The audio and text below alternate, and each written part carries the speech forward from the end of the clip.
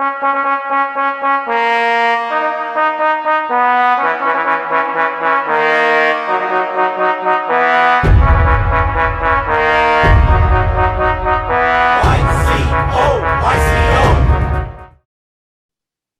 most dearest students and all the parents, and of course, all the ladies and gentlemen.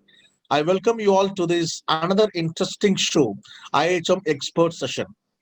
So, as we committed that every slot we are bringing the great leaders to interact and to talk with our students, and with continuation of that we have the great legend in the hospitality industry.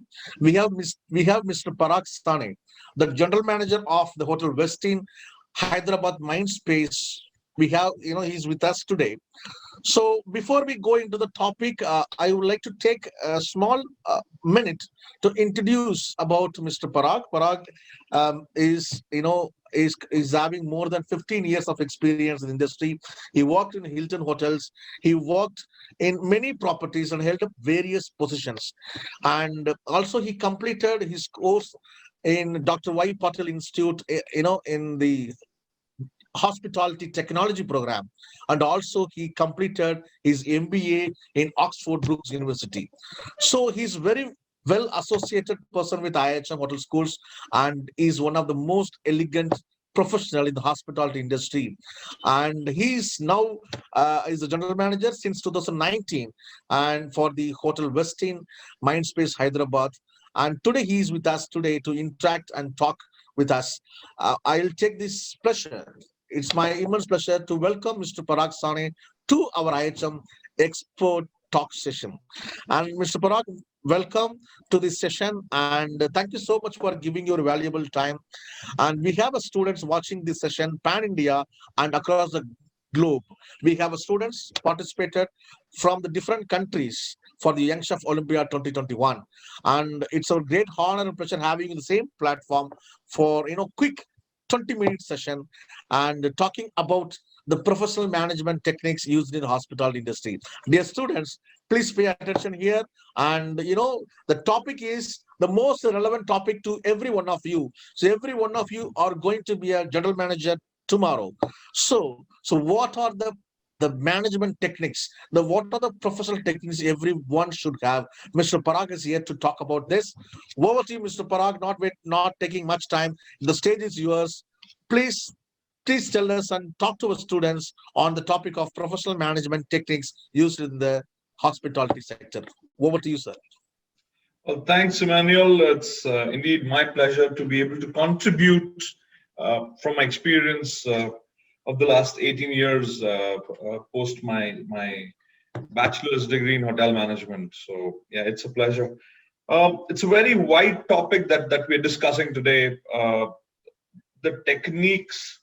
So my understanding of your question is, are we looking at what is it that a hotel need, or what sort of leadership does a hotel need, right? So it's an industry which is by people for people.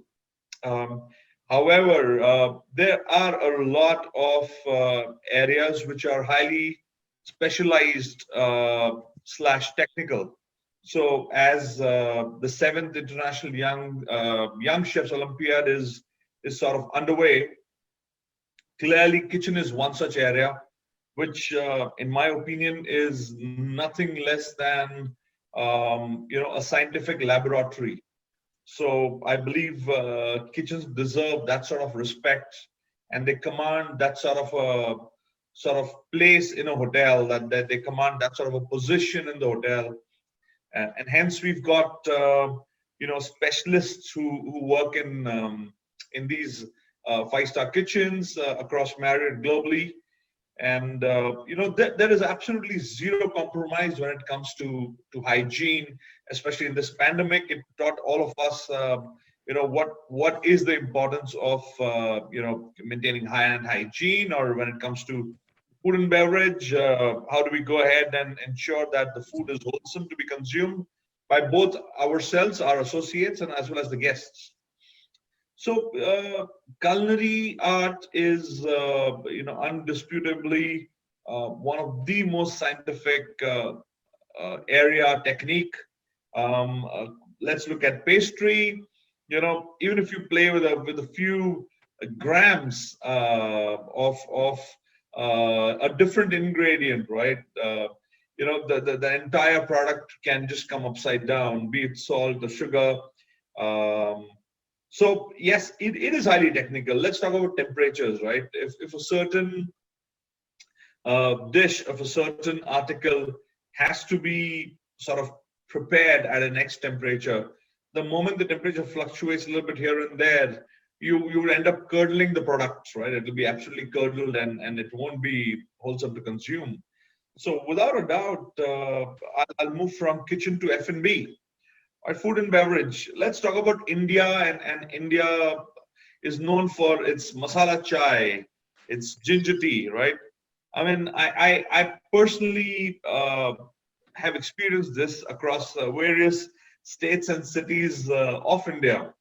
It's very difficult for you, even within the same hour, if you order 2 cups of masala chai, right? Very difficult that both the cups would taste identical, right? And that is in a hotel. However, if you go to a roadside restaurant, even if you go back to that restaurant months later, yeah, let's take an example of Chai Point, right? No matter how big a gap you give yourself, right, and you catch a flight from the airport, but you go to Chai Point, the tea is exactly the same, purely because they've got a scientific technique. They've gone ahead and mastered the recipe of that particular tea, and they're very clear that come what may, they'll not compromise. That is their core product. So today, I would like to say that we are competing against a lot of standalones, a lot of startups. And if our product, if our passion towards that product, towards satisfying that customer, is not sort of obsessing us with quality, with ensuring perfection, that all the T's are crossed and all the I's are dotted in that recipe or in that manufacturing process, that cup of tea will never be consistent. Sometimes it'll be too good, sometimes it'll be average, sometimes it'll be too bad. Let's talk about coffee. Again, to what degree are the coffee beans roasted, to what sort of milk are we using, to temperature at which the milk is stored, the hygiene, the cleanliness of the mug in which one is going to sip the coffee. I think our industry, it is very technical. It is a lot of emotions, but emotions alone cannot satisfy a customer, right? It has to be backed up by the same very high quality of product, be it food, beverage. Look at cocktails, right? I mean, we talk about our classic cocktails. How often, let's take the example of Hyderabad, so many hotels. Bloody Mary is a Bloody Mary is a Bloody Mary, right? It's very classic. It's a classical drink, I'm sorry. So how often do we get that perfect salt rim? Do we get that perfect celery stick, which is fresh, that you would actually want to bite, chew? So yeah, I mean, I sort of take a break here by mentioning that technical expertise takes paramount importance, and I think universities and colleges such as IIHM are doing a brilliant job in ensuring that the students are well trained and they're ready for all the sort of big chains to absorb the students, especially now when the competition is really high in the food and beverage world. Of course, the occupancies are slowly climbing up. And when we talk about rooms division, yes, we don't have a hygiene manager who works in rooms division, but we have a complete housekeeping team, and who have thorough knowledge about what chemical needs to be used at what surfaces. We've got now electrostatic sprayers. People have been trained how to use those sprayers, which were never used in hotels. These sprayers were always used in hospitals and operation theaters, right? So we're clinically cleaning our rooms. We're ensuring that every touch point, I mean, like we've to our team highlighted close to 200 touch points where a guest has to touch, right from the entrance to the exit. A guest certainly touches at least 200 different touch points in a hotel. and how do we make sure these spaces are kept, these touch points are kept absolutely sanitized all the time. So yeah, I mean, information technology, IT again plays a very important role where we collect the guest database. We ensure that the e-commerce engine sort of learns about our customers, and accordingly we market, right? So definitely, technology is something that hotels are always leveraging on, and certainly Western Hyderabad is indeed a front runner in this.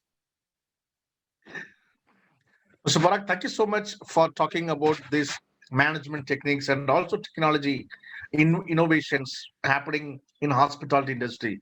Because what we have seen, what we have learned, it's not there now. It's all upgraded. The last recent 5 years, there are huge innovations in technology, especially after this pandemic. So we also learn many things in technology.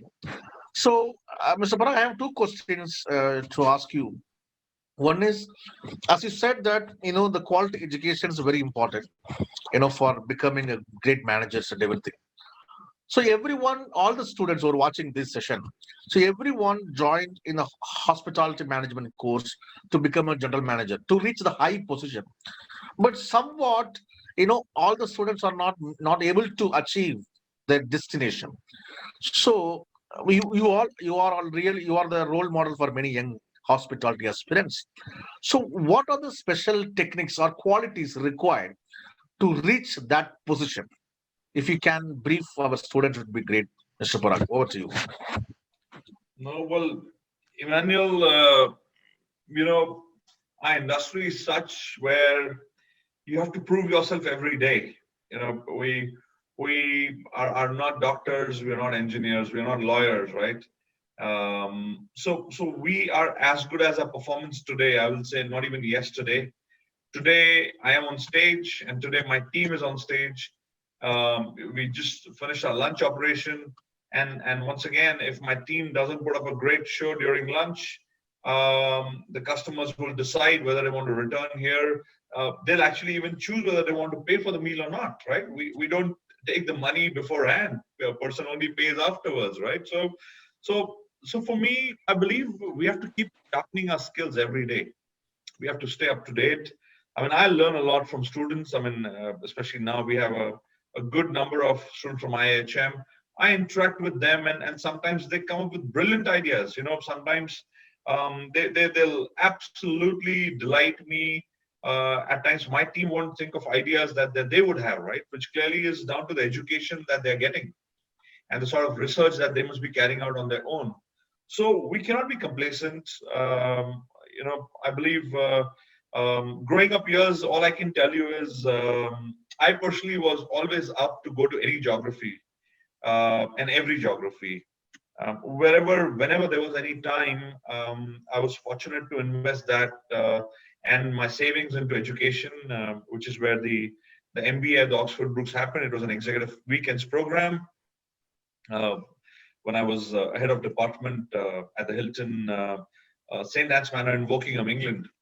Right. So I believe upgrading yourself, we can't just rely on the education that we took once upon a time, right?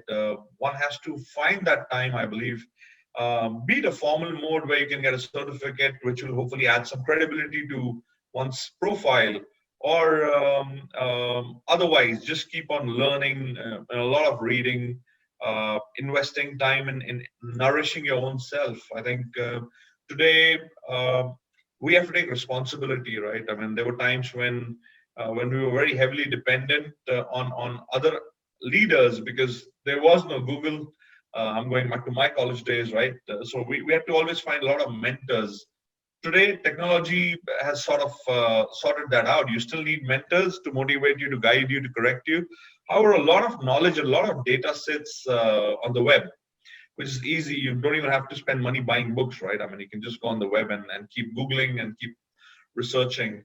I would certainly advise very humbly that the leaders of tomorrow should remain hungry all the time. They should always be thirsty. They should always be hungry. They should not look at a geography and say, oh, you know what, Dubai is too hot. Why should I go to Dubai? I remember leaving Pune at a very young age after graduating in 2003, coming to Mumbai, absolutely uncomfortable. But that discomfort of a very small apartment, of a very crowded city, and you're a nobody, right? That discomfort really teaches you a lot. And I very fondly remember at that point in time, thinking very deep and very hard every time I had a few minutes. What am I doing with my career, and what should I be doing next? I think that question in the initial growing up years has to be there, and that question to me actually never stops, right? You still wonder that it's 2021, it's January the 27th, right? Here we are, 4 weeks gone out of the 52 weeks. What do I do for the next 48 weeks? So one has to plan forward, I believe. One has to research his or her own strengths, weaknesses, opportunities, and threats. The very classical SWOT analysis, and start working on the opportunities, start converting those weaknesses into strengths. And I believe it's a very continuous process where along the way, the learnings will come through, and people will notice the hard work. People will notice your passion. Passion is not something that can be injected every morning and it'll last you for 12 hours when you're at work or when you're at the university, right? Passion is something that I believe it's very much within. Yes, somebody has to make that effort to light it. And then once that passion is burning, I believe world is your oyster. Thank you so much, Mr. Parag. Absolutely. We need to stay hungry, and technology is also is what will play one of the major role. So we need to upgrade ourselves with the technology as well, and we need to upgrade every day. There's new things are happening every day. So of course we are learning from the students sometimes, and the new technology we're learning from the students, and we never seen in our colleges times. So, Mr. Parag, last question, and we have witnessed 2020. How industry so worst affected in the last year. Now the 2021. So your point of view, you are the leader, you are leading an entire team, and your point of view, how this 2021 would be for our hospitality industry. Over to you, Mr. Parag. Sure. I'll be absolutely honest. A lot of industry leaders have said 2021 is a year of recovery. Um, I partially agree with it, but only partially.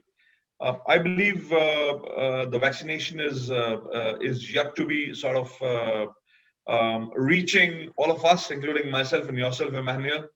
So the foreign borders and the travel to start, it'll take some time. It'll certainly take some time.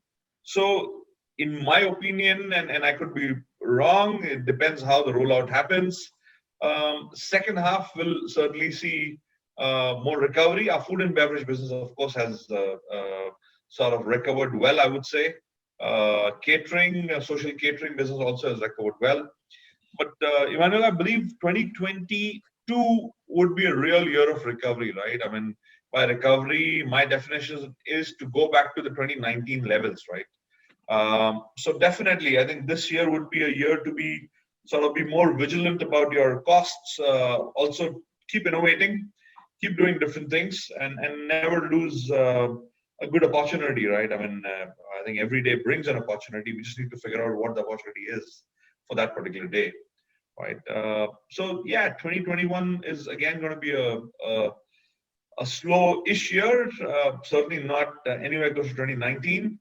However, a year to again get ready, get prepared. If we need to do some hirings, this is the year that we hire the right talent. It could be freshers from university, or it could be experienced associates from within a company. Yeah, it'll be a year to sort of pull up the socks and get ready for the real year 2022. Absolutely, we are all looking forward this with a lot of hope and positivity mind.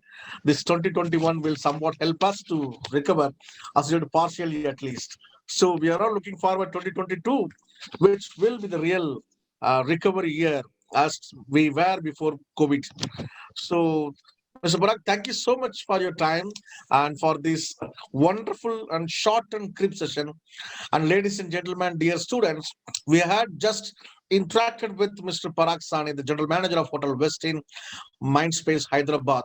So thank you so much, Mr. Parag, for all the insights and inputs and all the ideas and the suggestions and the techniques what the students supposed to be followed to become a general manager, to become a reach any high position in the hospitality industry.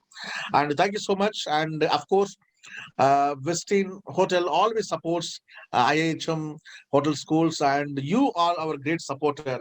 And we wish you to be part of our YCO Olympiad for this opening ceremony, and we look forward to see you soon. And definitely, we are already back into our college, and we will be opening our college for students physically from February 8th onwards. So we are all looking forward to see our young students after a year, almost after a year. So everybody's looking forward this year more prosperity. So thank you so much, Ms. Parag. Wish you happy new year to you, to your family, to the entire team of Westin on behalf of the entire IHM Hyderabad fraternity.